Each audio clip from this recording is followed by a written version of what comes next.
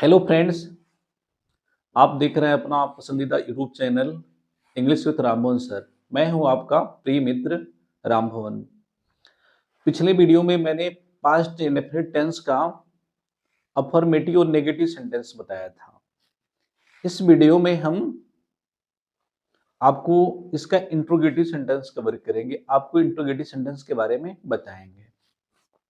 तो चलिए हम क्या करते हैं, अपना वीडियो स्टार्ट करते हैं।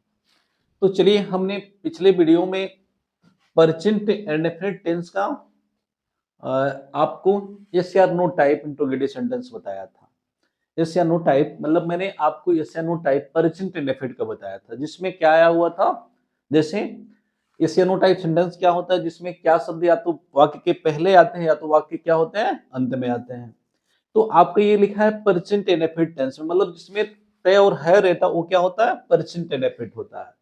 अब हमें क्या करना, अगर इसी को पास्ट इंडेफिनिट करना हो तो आपको कुछ नहीं करना है, बस सिंपल सा काम, जहां पे है लिखा है इसी को हटा करके आपको यहाँ पे थ लिख देना है। थ, जानती थी।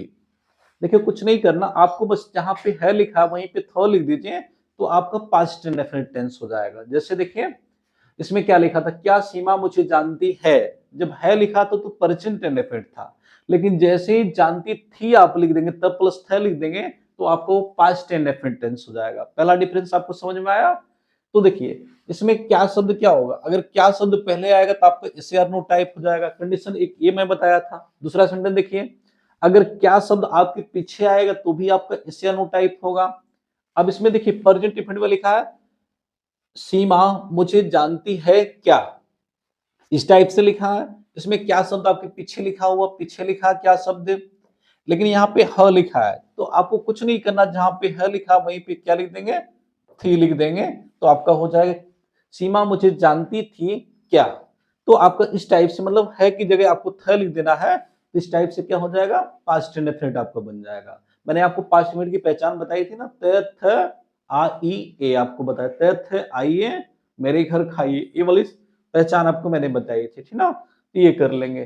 तो चलिए, अगर हमने प्रेजेंट इंडेफिनिट को जब बनाया था तो हम क्या करते हैं, मैंने आपको बताया था कोई भी सेंटेंस अगर आपको यस या नो टाइप करना है, मतलब दुनिया का कोई भी सेंटेंस अगर आपको यस या नो टाइप करना है तो क्या करना है। तो सबसे पहले आपको क्या लिखना था, सहायक क्रिया लिखनी थी। क्या लिखना था भाई, सहायक क्रिया। मतलब जो पहला शब्द आपको लिखना था वो क्या लिखना था, वो सहायक क्रिया लिखनी थी। फिर आपको क्या लिखना था, सब्जेक्ट लिखना था। फिर आपको वर्ब लिखना था, वर्ब का फर्स्ट फॉर्म प्लस क्या लिखना था, ऑब्जेक्ट लिखना था, और पीछे आपको क्वेश्चन मार्क लगा देना था। मतलब हम कोई भी सेंटेंस लिखते हैं तो, मतलब दुनिया का कोई भी सेंटेंस अगर आप यस या नो टाइप में लिखना चाह रहे हैं तो आपको क्या करना होता है, सबसे पहले हम सहायक क्रिया को लिखते हैं, सेंटेंस की जो सहायक क्रिया उसको लिखते हैं। उसके बाद सब्जेक्ट लिखते हैं, फिर वर्ब लिखते हैं, फिर क्या लिखते हैं, ऑब्जेक्ट लिखते हैं। तो मैंने प्रेजेंट इंडेफिनिट टेंस में क्या लिखा था, तो हमने वहां पे आपको लिखा था डू, और क्या लिखा था, डज। डू डज, और प्लस क्या था, सब्जेक्ट, वर्ब का फर्स्ट फॉर्म, प्लस क्या था, ऑब्जेक्ट, पीछे क्वेश्चन मार्क। देखिए जब मैंने प्रेजेंट इंडेफिनिट यानी है वाला सेंटेंस बनाया था तो इस टाइप से सेंटेंस आपको बनाया था, ठीक ना। अगर इसी को थे वाला सेंटेंस बनाना हो, त प्लस थे वाला, तो आप क्या करेंगे, तो आपको कुछ नहीं करना, बस सिंपल छोटा सा एक काम करना। ये है वाला है जिसमें ते और है लिखा होगा, आप इसको ऐसे बनाएंगे। लेकिन अगर आपको इसी को थे वाला बनाना तो आपको कुछ नहीं करना, जहां पे डू डज लिखा है वहीं पे आपको डिड लिखना है, प्लस आपको सब्जेक्ट लिख देना है, वर्ब का फर्स्ट फॉर्म लिख देना है, प्लस क्या लिख देना, ऑब्जेक्ट लिख देना, पीछे क्वेश्चन मार्क लिख देना है। देखिए आपने प्रेजेंट इंडेफिनिट और पास्ट इंडेफिनिट में क्या क्या समान है, अगर हम बात करें दोनों में क्या क्या समान चल रहा था, तो आप देखेंगे इसमें भी सब्जेक्ट लिखा है, मतलब प्रेजेंट इंडेफिनिट में भी सब्जेक्ट है और पास्ट इंडेफिनिट में भी क्या है, सब्जेक्ट है। इसमें भी वर्ब का फर्स्ट फॉर्म लिखा है, मतलब प्रेजेंट इंडेफिनिट में भी वर्ब का फर्स्ट फॉर्म है, पास्ट इंडेफिनिट में भी वर्ब का फर्स्ट फॉर्म है, और उसमें भी ऑब्जेक्ट लिखा जाता है और इसमें भी क्या होता है, ऑब्जेक्ट लिखा जाता है। अब देखिए दोनों में क्या अंतर है, जैसे आपने उसमें तय और है का अंतर था, तय और थे का अंतर था, इतना ही था ना। तो उसी तरीके से अगर प्रेजेंट इंडेफिनिट था तो हम क्या लिखे थे, डू डज लिखे थे। अगर वो पास्ट इंडेफिनिट था तो अब इसके पिताजी को लिखेंगे, इसके पिताजी क्या हो जाएंगे, डेड हो जाएंगे। मतलब डू डच के पिताजी कौन हो जाएंगे, डेड हो जाएंगे। पिताजी क्यों हो जाएंगे, क्योंकि जो काम ये लोग दो लोग मिलकर के कर रहे थे, डू और डच, वो काम क्या होता है, डिड अकेले कर देता, इसलिए वो क्या हो गया, पिताजी हो गया, ठीक ना। तो मतलब आपको देखिए क्या करना है, जब भी कोई पास्ट इंडेफिनिट का आपको यस या नो टाइप बनाना होगा, तो प्रेजेंट में हम डू डच का इस्तेमाल करते हैं, तो उसी जगह हमें पास्ट में किसका इस्तेमाल करना होगा, डिड का इस्तेमाल करना होगा, बाकी आपको कुछ नहीं करना है, ठीक ना। आइए हम इस सेंटेंस को दोनों में बना करके देखते हैं, ठीक ना। तो चलिए इसको हम कर लेते हैं, इसको हम कर लेंगे, क्या सीमा मुझे जानती है, इसको हम बनाएंगे। तो चलिए उसमें हम लिखेंगे क्या सीमा मुझे जानती है, लिख लेते हैं फिर से, क्या सीमा मुझे जानती है, जानती है ये प्रेजेंट में होगा, इसी में जानती थी लिख देंगे तो क्या होगा, पास्ट में हो जाएगा। तो हमने उसमें सबसे पहले क्या देखा, सबसे पहले हमने क्या लिखा था, डच सहायक क्रिया लिखा था, फिर मैंने सीमा लिखा था, और जानना की अंग्रेजी क्या होगा, नो हो जाएगा, और यहाँ पे लिख लेंगे मी, और पीछे क्या लिखना था, क्वेश्चन मार्क। देखिए उस रूल्स में आपको क्या बताया गया था, सबसे पहले आप क्या लिख रहे थे, डू या डज लिख रहे थे, फिर क्या लिखे थे, सब्जेक्ट लिखे थे, फिर क्या लिखे थे, वर्ब लिखे थे, फिर क्या लिखे थे, ऑब्जेक्ट लिखे थे। तो देखिए हमने क्या किया, हमने ये लिखा, डू डज लिख दिया, सब्जेक्ट लिख दिया, अब फिर क्या लिखे, वर्ब का फर्स्ट फॉर्म लिख दिया, प्लस क्या लिख दिया, ऑब्जेक्ट लिख दिया।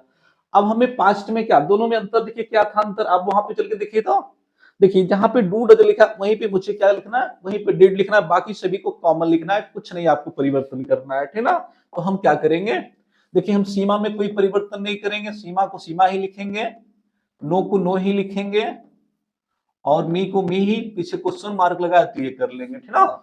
तो बस आपको बदलना क्या था, अगर तय और है वाला सेंटेंस था, तय और है वाला, तो आपको डज लिखना था, अगर तय वाला, तय और थे वाला सेंटेंस होगा तो आप क्या लिखेंगे, यहाँ पे आप डिड का इस्तेमाल कर लेंगे, बाकी आपको कुछ नहीं करना है, ठीक ना। बस दोनों में क्या अंतर आया, प्रेजेंट इंडेफिनिट होगा तो आपको डच लिखना था, अगर पास्ट इंडेफिनिट होगा तो क्या लिखना, आपको डिड लिखना, बाकी कोई अंतर नहीं है। कोई एक सेंटेंस और करके हम देख लेते हैं। हाँ, आप क्या आप झूठ बोलते हैं, बोलते हैं। देखिए परसेंट में लिखा है, तो पहले हम परसेंट में बना लेंगे, तो क्या बन जाएगा, डू, क्या के लिए डू लिख लेंगे, फिर आपको लिखना है यू, करता यू होगा, फिर क्या लिख लेंगे, टेल, और झूठ के लिए एल आई लिख लेंगे, टेल एल आई, बस आपका ए बन जाएगा, ठीक ना।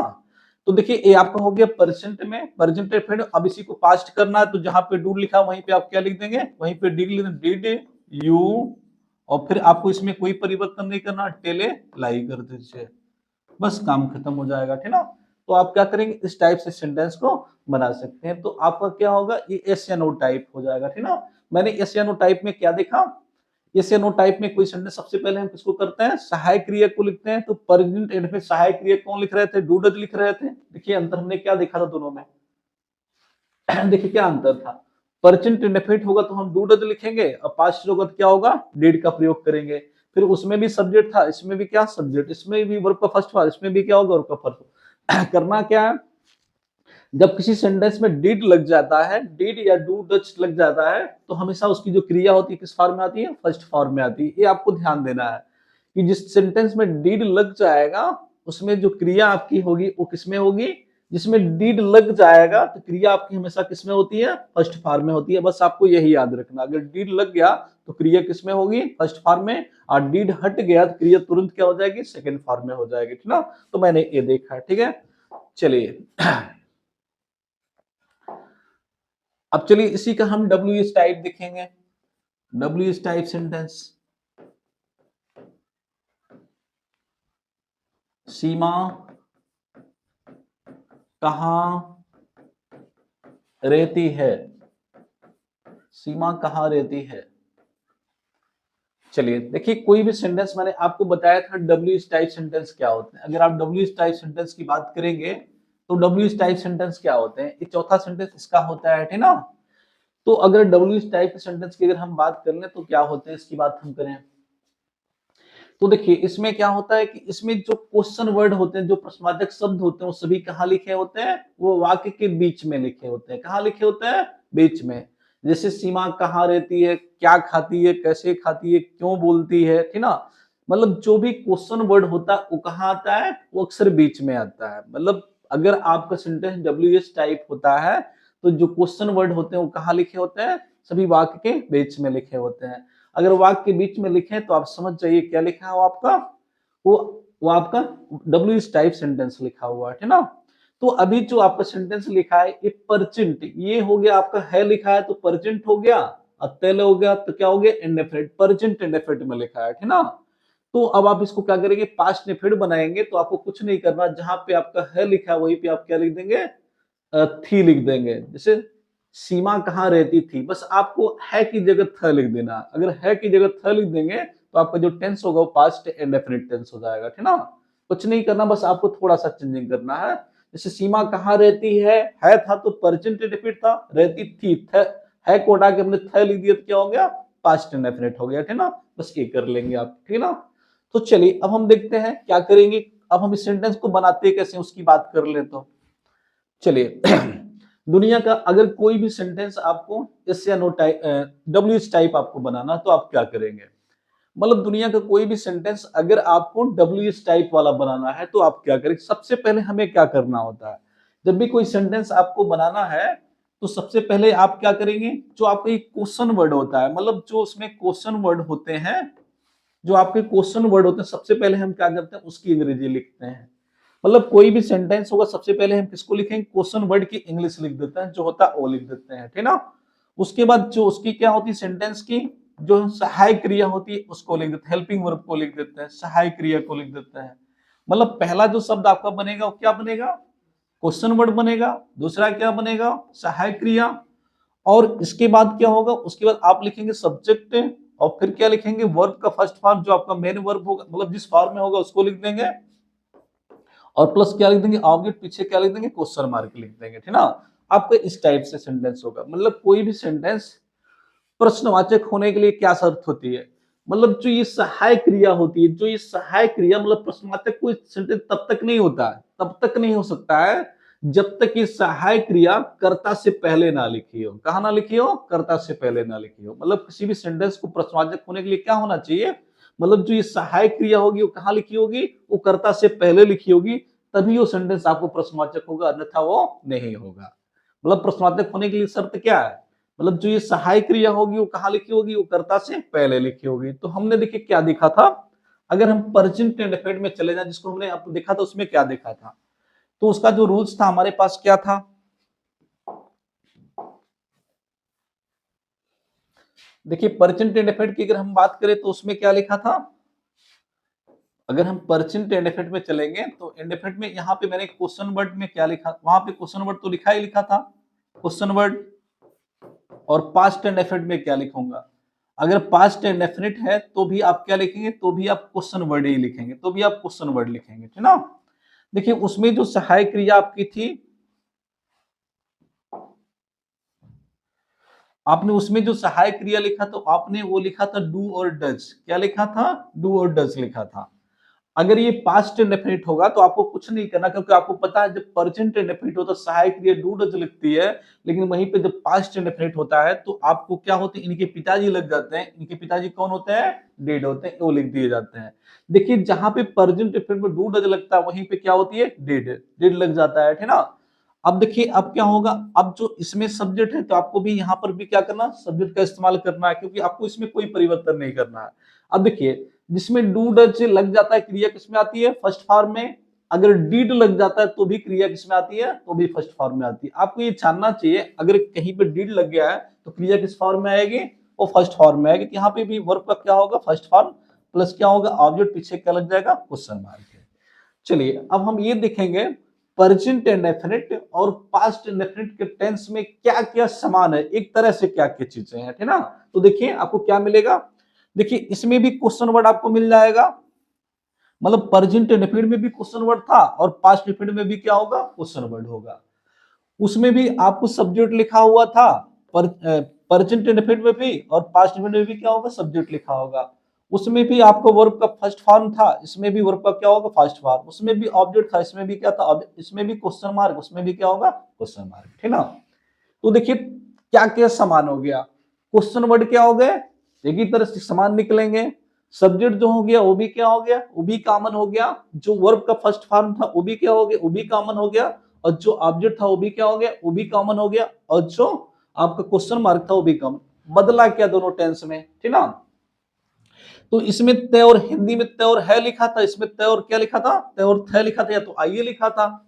तो देखिए अगर प्रेजेंट यानी तय और है वाला सेंटेंस होगा तो आप उसमें डू और डज का इस्तेमाल करेंगे, अगर तय और थे वाला होगा तो क्या कर लेंगे, डिड का इस्तेमाल करें। बस आपको सहायक क्रिया बदल रही, क्या बदल रही है, इसमें भी तो सहायक क्रिया बदलता है और थे जो होते हैं सहायक क्रियाएं होती हैं।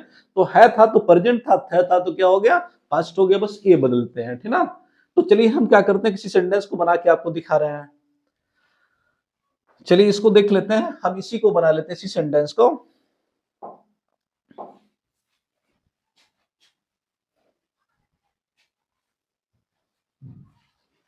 चलिए अब हम बनाएंगे सीमा कहाँ रहती है। तो सबसे पहले हमें क्या करना भाई, कहाँ की अंग्रेजी लिखनी है, क्वेश्चन वर्ड लिखना है ना सबसे पहले, क्वेश्चन वर्ड। तो कहाँ कहाँ कहाँ की अंग्रेजी आपकी क्या हो जाएगी, वेयर हो जाएगी, तो आप यहाँ पे वेयर लिख लेंगे, ठीक ना। सबसे पहला वर्ड आपका वेयर होगा। अब देखिए अगर है वाला सेंटेंस, अगर है लिखा है तब आप क्या लिखोगे, तय और है लिखा है तब क्या लिखोगे, तब डू या डज लिखोगे। तो आप देखो सीमा कौन वचन है, एक वचन, तो हम क्या लिखेंगे, तो हम इसमें डज लिखेंगे, क्या लिखेंगे, डज लिखेंगे। अगर यह एक वचन होगा तो डज लिखेंगे। अब इसके बाद हमें कर्ता ही लिखना ना, कर्ता कौन है, सीमा, तो यहाँ पे हम लिख देंगे सीमा, ठीक ना। अब रहना की अंग्रेजी क्या हो जाएगा, लिव। लिव का कौन फॉर्म होगा, फर्स्ट फॉर्म, इसमें ऑब्जेक्ट नहीं है तो पीछे क्वेश्चन मार्क लगा देंगे, ठीक ना, ये बन जाएगा। अब चलिए ये तो हो गया आपका तय और है वाला सेंटेंस, मतलब सीमा कहाँ रहती है ये वाला हो गया। अब आपको क्या करना, इसी को पास्ट करना है, मतलब सीमा कहाँ रहती थी, तय और थे वाला करना, तो क्या करेंगे। तो देखिए आपको क्या करना है, इसमें कोई बदलाव करना है नहीं करना है, तो जैसे वेयर यहाँ लिखा है वैसे वेयर आप क्या करिए यहाँ लिख दीजिए। सब्जेक्ट सीमा यहाँ लिखा है तो सीमा आप क्या करिए, सीमा को आप नीचे लिख दीजिए। अगर वर्ब का यहाँ पे लिव लिखा है तो आप यहाँ पे लिव का इस्तेमाल यहाँ करिए, पीछे क्वेश्चन मार्क। अब देखिए क्या बदलना था आपको, जहां पे डज लिखा था वहीं पे क्या लिखना है, वहीं पे आपको डिड का इस्तेमाल कर देना, बाकी कुछ नहीं करना आपको। जहां पे ये होगा, जहां पे डू डज है वहीं पे डिड का इस्तेमाल, तो आपको ये क्या हो जाएगा, पास्ट इंडेफिनिट हो जाएगा, ठीक ना। तो ये हो गए आपके पास्ट इंडेफिनिट टेंस। चलिए एक आध सेंटेंस और ले लेते हैं।